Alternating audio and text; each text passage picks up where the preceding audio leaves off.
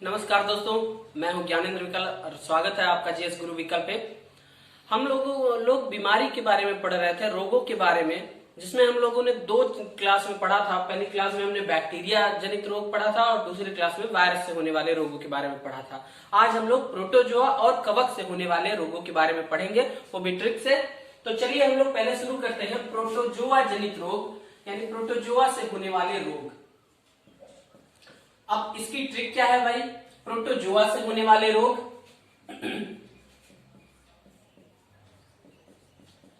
यहां पर एक ट्रिक है, पापा काम पे सोते हैं। बहुत लोग हैं, पापा काम पे सोते हैं, सोना नहीं चाहिए भाई। चलिए देखिए ट्रिक क्या है। पा से पायरिया, पायरिया, और यहां से का से है ये काला जार, काला जार। पे से है यहां पर पेचिस,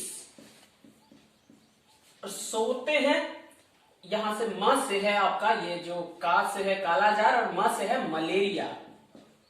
बहुत इंपॉर्टेंट बीमारी है ये मलेरिया। और सोते हैं यानी सोने की बीमारी, जिसे निद्रा रोग कहते हैं। अब इन बीमारियों के बारे में हम लोग बारी बारी से डिस्कस करेंगे। तो यहां पर ये ट्रिक है, पापा काम पे सोते हैं। तो जब भी ऐसा क्वेश्चन आएगा कि कौन सी बीमारी प्रोटोजोआ से होती है, तो यहां से आप देख सकते हैं 4 ऑप्शन रहेंगे। तो कोई भी आपको ऑप्शन दिखे, पायरिया, कालाजार, मलेरिया, पेचिस और सोने की बीमारी, तो आप तुरंत टिक कर सकते हैं। इसको याद रखेंगे ऐसे, पापा काम पे सोते हैं। चलिए देखिए, पहली बीमारी जो है हमारी, अगर हम लोग बात करें मलेरिया की, बहुत ही इंपॉर्टेंट बीमारी है ये। इससे बहुत सारे क्वेश्चन आपके एग्जाम में पूछे गए हैं। तो जो आपका मलेरिया है, मलेरिया, यहां पर मलेरिया आप जानते हैं किस कारक के द्वारा होता है? तो प्रोटोजोआ इसके लिए जो रिस्पॉन्सिबल होता है वो होता है आपका प्लाज्मोडियम। प्लाज्मोडियम बहुत इंपॉर्टेंट है। प्लाज्मोडियम जो है प्रोटोजोआ, ये मलेरिया को उत्पन्न करता है। अब देखिए यहां पर ये फैलता किससे है? वाहक जो है इसका, ये वो होता है आपका फीमेल एनाफिलीज। फीमेल एनाफिलीज मच्छर होता है, जो मॉस्किटो होता है,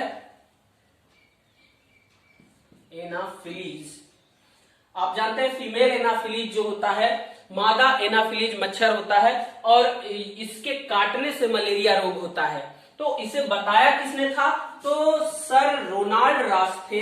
सर रोनाल्ड रॉस थे, इन्होंने सबसे पहले बताया था सबसे पहले कि मलेरिया जो होता है,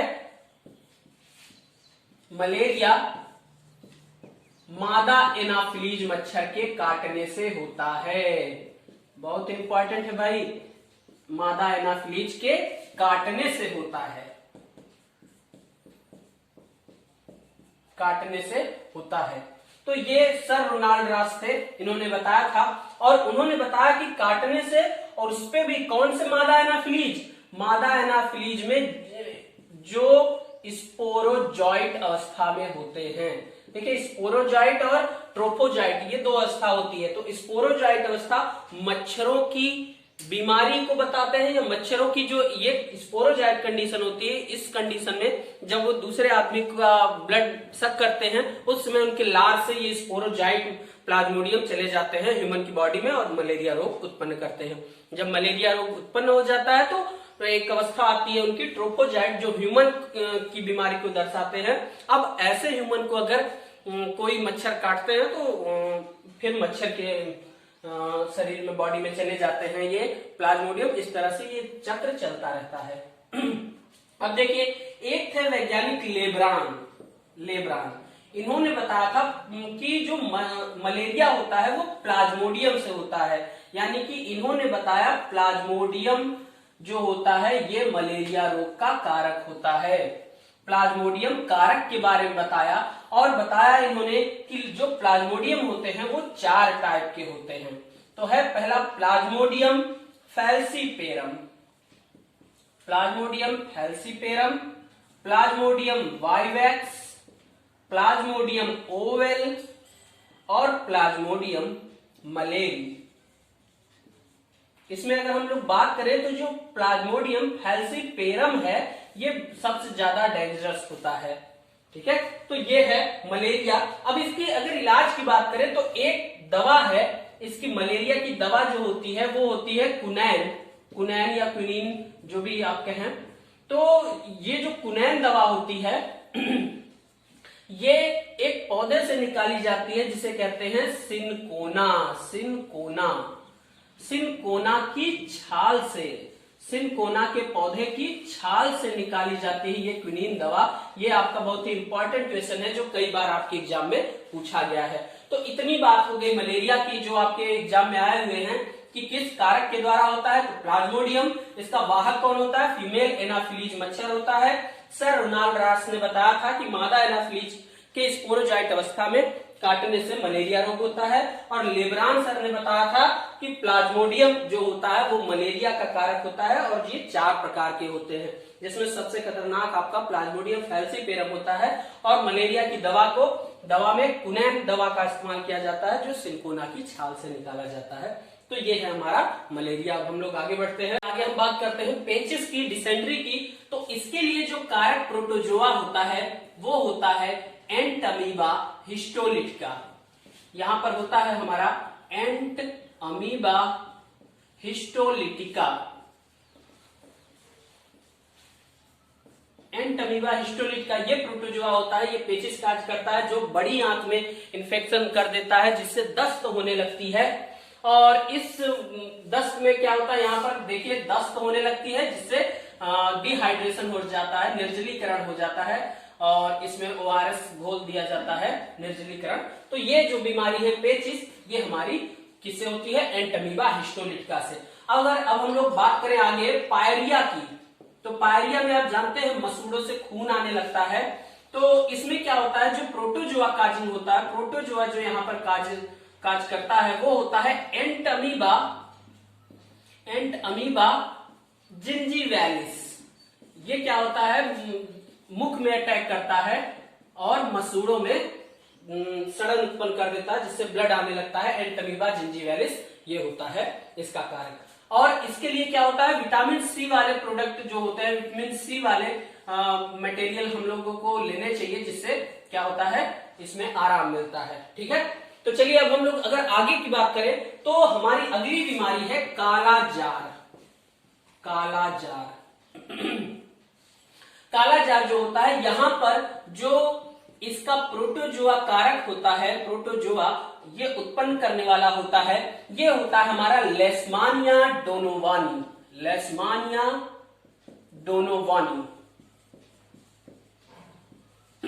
और इसका देखिए ये वाहक, इसका जो वाहक होता है वो वाहक है हमारा सैंड फ्लाई। ये बालू मक्खी जो होती है, बालू मक्खी के काटने से ये क्या होता है, बालू मक्खी एक व्यक्ति से दूसरे व्यक्ति में ले जाने का काम करती है।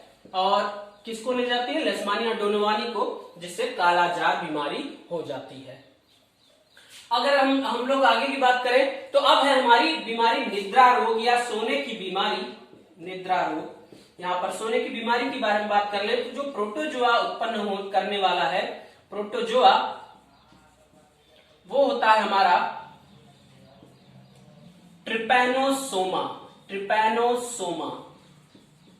और इसका जो वाहक होता है, जो हमारा इसका वाहक है, कैरियर है, वो है सीसी फ्लाई।